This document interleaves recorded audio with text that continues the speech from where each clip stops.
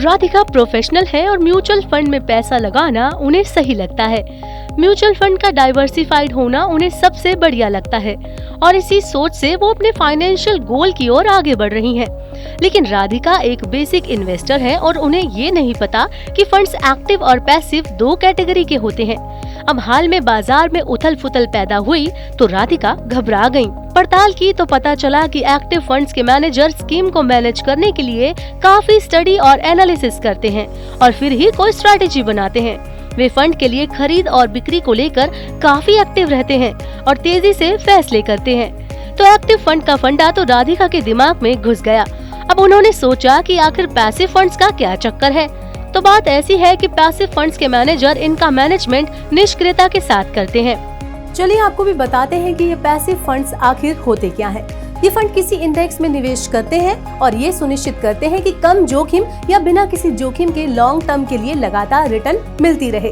इनके निवेशकों को भी बहुत ज्यादा रिसर्च या विश्लेषण करने की जरूरत नहीं होती, क्योंकि फंड मैनेजर इन फंड्स की निष्क्रियता से मैनेजमेंट करते हैं। इसे लेकर 23 मई 2022 को बाजार नियामक सेबी ने पैसिव फंड्स के बारे में एक सर्कुलर भी जारी किया था। 14 पेज के सर्कुलर में सेबी ने ETF और इंडेक्स फंड जैसे पैसिव फंड्स के बारे में कई नए ऐलान किए और इनके लिए नया कायदा बनाने की कोशिश की। सेबी ने पैसिव फंड के लिए इक्विटी लिंक्ड सेविंग स्कीम यानी ELSS लाने की इजाजत दे दी है। अब राधिका और राधिका जैसे कई निवेशक खुश हैं कि चलो पैसिव फंड में पैसे लगाकर भी वो लोग टैक्स बचा सकते हैं।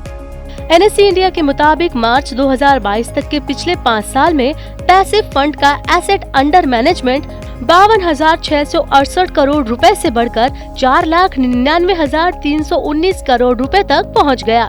इसी वजह से सेबी को इस सेगमेंट के लिए नया फ्रेमवर्क जारी करना पड़ा ताकि इसमें ज्यादा पारदर्शिता और लिक्विडिटी आए। अब और दिलचस्पी बढ़ी तो राधिका ने सोचा कि सेबी के सर्कुलर में मौजूद नए नियम और कायदे भी ठीक से जान लिए जाएं। सेबी ने डेट ETF और इंडेक्स फंड्स के लिए नियम कायदे, ETF के लिए market making framework, investors education और अवेयरनेस फीस, खुलासे के नियम और कई अन्य प्रावधान जारी किए हैं। नए नियम 1 जुलाई 2022 से लागू होंगे और ये सभी ETF और इंडेक्स फंड पर लागू किए जाएंगे।